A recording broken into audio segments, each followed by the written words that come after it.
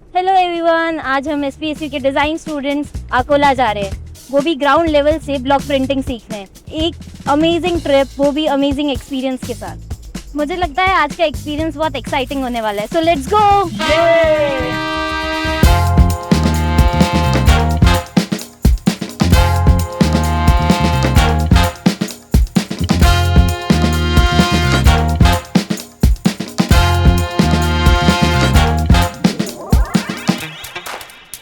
मेरा नाम मुकेश कुमार छिपा है। Fresh hand print Akola Rajasthan है अपनी फैक्ट्री। अपना मेन जो काम है वो हैंड ब्लॉक प्रिंटिंग, दावो प्रिंटिंग का है और इंडिगो डाइंग का काम है। इसके साथ अपन दूसरे और भी कलर्स जैसे नेचुरल कलर्स में होके उनका अपन वर्किंग करते हैं इसके साथ साथ में।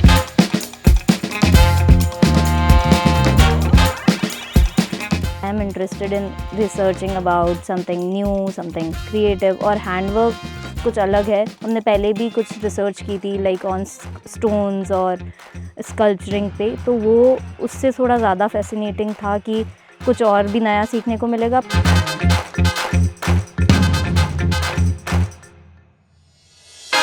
We want our kids to experience, feel, understand that at least you talk to the people who are making it. You understand the problems, you give the solutions to them, not just into our books, into our theoretical answer sheets. We really want this thing that they need to understand what they are feeling. ये पहला अपना एक दावो paste बना रहे printing के लिए। तो जो पेस्ट बनता है उसके लिए अपन काली मिट्टी, गोंद और चूने का यूज़ करते हैं। तीनों का क्या मिश्रण बन रहा है। तो सबसे पहले क्या काली मिट्टी को भिगो के रखते हैं रात भर के लिए, ताकि वो क्या हार्डपन हो ना उसका एकदम सॉफ्ट में बदल जाए रात भर पानी से भिगोने। फिर उसके बाद इसमें क्या गोंद और चूना मिला के उसमें पैरों से पूरा रोंदा जाता है, उसको अच्छे से पूरा मिक्स किया जाता है। उसको मिक्स करने के बाद अपन 2 से 3 बार इस तरह से अपन छानते हैं उसको, ताकि क्या उसकी जो एक्स्ट्रा जो रेत वगैरह मिट्टी वगैरह जो हो ना वो निकल जाए, जिससे अपन को काली मिट्टी का जो पेस्ट में वही अपन को इसमें छनता जाएगा। जैसे कि एक बार साड़ी के पतले कपड़े में छाने, फिर मोटे कपड़े में छानेंगे, तो उससे क्या जिसकी जो स्ट्रेंथ होगी वो बढ़ती जाएगी। क्योंकि उसमें अगर मिट्टी होगी तो वो क्या अपन प्रिंटिंग में अपना यूज़ प्रॉपरली नहीं हो पाएगा, तो वो क्या दाबू का रेजिस्टेंस प्रॉपर नहीं हो पाएगा उसमें। इस तरह से ये दाबू का पेस्ट बनाया जाता है ये वाला।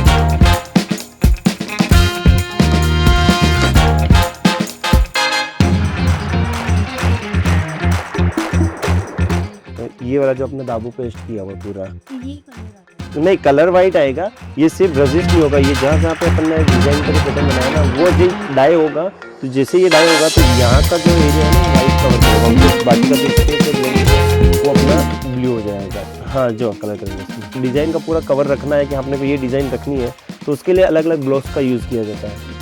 तो जहाँ पे ये जो डाई लगा हुआ है, ये जो अपन जो ये क्या वॉश करने पे ये निकल जाएगा। ये अगर अपन अभी पानी में डालेंगे तो ये खत्म हो जाएगा। इसका बस ये है कि अपन को इसको डिजाइन बनाने का काम करता है ये। Today what I have also learned that how they are changing the color, because usually people doesn't tell you that how they are making these colors in a natural way. They think these are something which they need to carry on by their own companies only. कपड़ा कौन सा होता है? ये कपड़ा था cotton silk है अपना। अच्छा, हाँ। और ये दाबू सिर्फ इसी कपड़े में नहीं, दाबू अपन कॉटन पे कर सकते हैं। कॉटन सिल्क हो गया, सिल्क हो गया, कोई सा भी कपड़ा हो गया अपन कर सकते हैं, ओनली फॉर सिंथेटिक को छोड़ के। सिंथेटिक पे अपना दाबू का और डाई का काम नहीं हो पाएगा। इस टेबल में मतलब लेयरिंग क्या क्या? इस टेबल में सबसे पहले अपन जो मोटा टाइप आता है, जो जाली टाइप वाला कपड़ा आता है ना टाइट वाला, वो उस पर लेयर करते रहते हैं। 25-30 लेयर करते हैं आराम से, ताकि इसमें क्या टेबल का जो स्पंजी बना रहे, ताकि क्या वो ब्लॉक आराम से चले। तो उसके बाद अपन इसको मोटे वाले कपड़े की शीट की लेयर चढ़ाते हैं 2 से 3।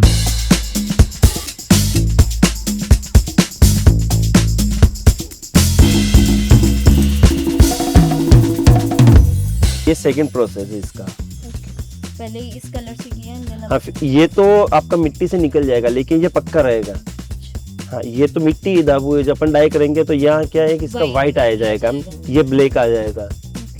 और ये जो येलो कलर है ये तो येलो तो अपन डाई करेंगे तो उसमें स्लिप मर्ज होकर मिक्स हो जाएगा। वो तो जो टोन अपन डाई करेंगे ना वो सिर्फ इसके लिए कि अपन इनको कलर लाने के लिए, इनकी रिएक्शन। ये जैसे ब्लैक हो रहा है। हाँ, जैसे अब इसको अपन व्हाइट पे प्रिंट करते हैं तो वो उसका लुक इतना अट्रैक्टिव नहीं लगता है। यही कलर रहता है। नहीं, वो आएगा ही नहीं, उतना अट्रैक्टिव आए नहीं। और ये जो ग्रीन सा, ये ग्रीन, ये एलम है, येलो कलर है। ये बनेगा, इसको लेजर की डाई करेंगे तो रेड कलर बन जाएगा ये। I just only say that craft is luxury. That is what I feel and what people needs to feel about it. And if I say that I really want my student to understand this thing कि किस तरह ये craft इतने सालों से generation to generation shift होता जा रहा है और किस तरह हम इस craft को market में और ऑर्गेनाइज्ड वे में मार्केट में डाल सकते हैं और किस तरह इस क्राफ्ट को अंडरस्टैंडिंग बढ़ाई जा सकती है। मंथली कितना पीस अपना रेडी हो जाता है? मंथली तो अब जैसे कैपेसिटी के अकॉर्डिंग हमारा जैसे अलग अलग प्रोसेस अपन दाबू से करते हैं तो मंथली अपन 10-15 हज़ार मीटर कर लेते हैं, और नहीं तो इस प्रोसेस में करते हैं अगर अपने कैपेसिटी ज़्यादा है, लेबर ज़्यादा है, तो उसके अकॉर्डिंग अपन 15 से 20 हज़ार भी कर सकते हैं। अपन लोग इसमें सब नेचुरल डाइज क्यों यूज़ कर रहे हैं? केमिकल नेचुरल इसलिए कि अभी जैसे कि रिक्वायरमेंट नेचुरल बिल्कुल लुप्त होता जा रहा है, अब सारा सिंथेटिक पे जा रहा है, सब जो अभी मार्केट ट्रेंड है वो सारा सिंथेटिक पे जाके भाई हमें कलर चाहिए, नया चाहिए, सस्ता चाहिए। अब सस्ता जो ले रहे हैं वो ठीक है, लेकिन इस जो कला को हम जीवित रखने के लिए ये प्रोसेस करते हैं ताकि क्या अभी जैसे हैंड का काम भी खत्म हो गया, अभी ये हैंड का काम स्क्रीन, हैंड के बाद स्क्रीन चला, स्क्रीन के बाद रोटरी चला, उनकी कैपेसिटी बहुत आएगी पर डे की 10-10, 15-15 हज़ार मीटर कपड़ा पर डे का रेडी हो जाता है, कुछ भी उसमें टाइम नहीं लगता। अब जैसे इसका टाइम प्रोसेस को करने में अपने महीना टाइम लग जाता है, 1 महीने तक का अपना प्रोसेस है। लेकिन अब जैसे क्या मार्केट में जो लोग इस प्रोसेस को जानते हैं और ये क्राफ्ट को खरीदना चाहते हैं उनके लिए यही चलेगा। जैसे कि ये सेकंड प्रोसेस हो गया, अब तीसरा प्रोसेस पे आगे चलते हैं। ये थर्ड कलर हो, ये थर्ड कलर हो गया। जैसे ये अपना क्या, ये भी हरडा का ही इम्पैक्ट करता है, जैसे हरडा अगर नहीं लगेगा तो कुछ भी अपना कोई जो महत्व नहीं रहेगा। इसको अपन डाई करने के बाद इसको अलीजर होती है, वो भी एक पेड़ का ही प्रोसेस होता है, तो उसका क्या है, उसका पाउडर बना के अपन इसको भट्टी लगाते हैं, तो उससे क्या जो उसका कलर रेड कलर बनता जाता है। ये जैसे लाल का एलम का है, ये जो हाँ एलम, ये सिर्फ एलम किया हुआ है, ये तो उससे ये रेड आता है। तो इसमें एलम और डाबू दोनों हुए? नहीं, सिर्फ एलम, हर डाई के ऊपर एलम, सिंगल एलम किया हुआ बस, कुछ नहीं। यहाँ से वही वो एलम लगा दिया गया है। हाँ, ये सिर्फ डाई की वजह से इतना सा हल्का सा रेड शेड आता है। हाँ, वो डाई की वजह से आएगा वो, क्योंकि वो डीप होता है तो उसी कलर के अंदर ही तो चलता है, तो उसकी वजह से वो टोन ऐसा आता है। ये अपना डीप इंडिगो की डाइंग का डीप है। अच्छा, इसमें डायरेक्टली पे हाँ डीप करते हैं जैसे कि, और उसको डाई करके सुखा देते हैं, तो वो उसकी प्रोसेस के अकॉर्डिंग चलता है। नहीं, ये गर्म नहीं, ठंडा ही रहता है, जितना ठंडा होता है उतना अच्छा रहता है। जैसे गर्मी में अलग कलर का इफेक्ट आएगा, इन्वायरमेंट ये क्या नेचुरल होता है, इन्वायरमेंट के अकॉर्डिंग से इफेक्ट आता है। ये प्लेन दाबो वाला प्रिंटेड आ गई, तो इसको अपन इसको डीप करेंगे तो वो प्रोसेस आपको दिखाएगा। हमने उनको उसका पीस को डाई करके उनके सामने ही डाई किया, जो पीस प्रिंट किया हुआ था उसको हमने उनके सामने डाई करके उनका कैसे प्रोसेस से उसका कलर आ रहा है, कैसे क्या, तो वो स्टेप पूरा हमने दिखाया उनको। लगती है उसके बाद वो ग्रीन बनता है, ग्रीन बनने के बाद जैसे प्रॉपर ऑक्साइड हो जाता है, उसके बाद वो ब्लू बनता है। जैसे ये वॉशिंग चल रही है अपनी, इसको कलर निकालने के लिए बार बार डिप चेंज करके हम वॉशिंग करते हैं इनकी। ये पानी रेगुलरली चेंज होता है? हाँ, रेगुलरली, जैसे कुछ एक हमारा कैपेसिटी है कि इतने पीस तक हम धो सकते हैं, उसके लिए हम पानी चेंज करते थे बाद में, और डिप भी चेंज होता रहे।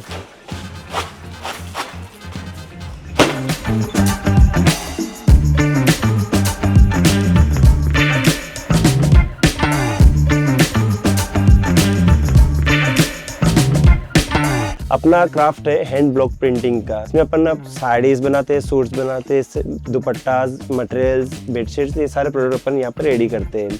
तो इसमें जैसे अभी मैंने आपको अपनी यूनिट्स का सारा दिखाया था कि कैसा अपना प्रोसेस चलता है, दाबू का कैसा हो रहा है, दूसरा और प्रोसेस आपको हरडा का, एलम का सारा बताया था।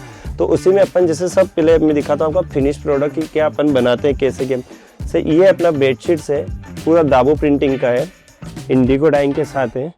जो मैंने आपको साड़ीज दिखाई थी वहाँ एलम का और जो इफेक्ट कैसे आता है हरडा के ऊपर से, अपन ने अभी आपको वहाँ पे फैक्ट्री दिखाया था कि जो प्रिंटिंग प्रोसेस हो रहा था उसमें से। अब इसमें जैसे अपने को फर्स्ट में ये जो रेड कलर दिख रहा है वो एलम से आया हुआ है, और जो ब्लैक कलर दिख रहा है वो आपका आयरन से हुआ है, और जो आपका इंडिगो डाइंग हुआ है, और जो वाइट अपना दाबू का प्रोसेस है पूरा, तो इन सब से मिलके एक साड़ी का पूरा कलर कॉम्बिनेशन बना है। इसलिए ये दुपट्टा भी अपने, ये अपन ने जैसे फेब इंडिया में अभी ऑर्डर्स में दिया था पिछले सीजन में, फेब इंडिया की वजह से अभी ये क्राफ्ट जिंदा है। तो ये अभी हमने फेब इंडिया में किया था, ये पूरा नीचे ये अनार की डाई का कलर है, मेरे को लग रहा था वहाँ पे, मेरे को ऐसा लग रहा था कि ये लोग सिर्फ साड़ी ही बनाते हैं या दुपट्टे ही बनाते हैं, बट यहाँ आके ऐसा लगा कि ये लोग बेडशीट भी बना रहे हैं, ये लोग पूरा का पूरा थान भी बना रहे हैं जिससे हम लोग हमारी ड्रेसेस बना सकते हैं। इसी कला के नाम हमारे पिताजी को राष्ट्रीय पुरस्कार से सम्मानित किया गया था नरेंद्र मोदी जी से 2015 में। तो आपका मेनली प्रॉफिट मार्जिन कितना रहता है, अलग अलग चीज़ों को कंबाइन करें, डिवाइड हर चीज़ को लेके? प्रॉफिट मार्जिन तो हमारा बिल्कुल नॉर्मली रहता है, जैसे 10% to 15% के आसपास ही रहता है प्रॉफिट मार्जिन तो, क्योंकि इसमें लेबर इतनी कॉस्टिंग बैठ जाती है लेबर की, सबसे ज़्यादा मेन क्या लेबर का ही काम रहता है।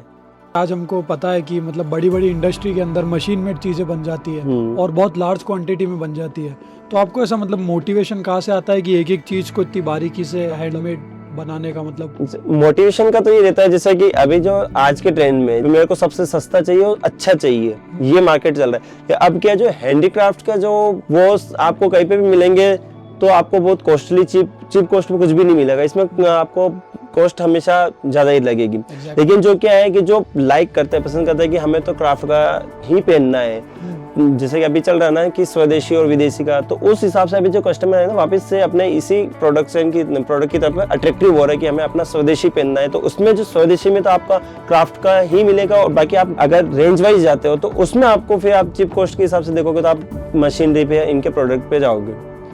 आइडिएशन वर्किंग तो आपको डिजिटल टूल्स इनका कोई यूज़ करते हैं आज के टाइम में? जैसे अभी तक तो नहीं किया था, लेकिन अब क्या है कि मार्केट ट्रेंड को देखते हुए अपन को करना पड़ेगा, क्योंकि यार जब मार्केटिंग काफ़ी सारे कॉम्पिटिटर्स हो गए, हर कंपनी चाहती है कि हम भी इसको परचेज करें, हम भी इसको मतलब इसको प्रोडक्ट को रखें, तो अब क्या कंपटीशन हो गया, तो उसमें क्या अपन को अपना खुद का एक GI कराना क्या जरूरत होगी हमें कि जी से हमारा अकोला में ही बनता है ये, वो उस चीज़ का हो गया। उसके अलावा जैसे अपन कुछ सेल करते हैं तो एक जो कंपेरेटिव जो कॉस्ट वगैरह का हो गया कि सारा मर्ज हो रहा है कि अगर इसको कोई कंपेरिजन करता है कि ये बगरू में भी मिलता है, वहाँ पे भी मिलता है, तो अकोला की क्या खासियत है।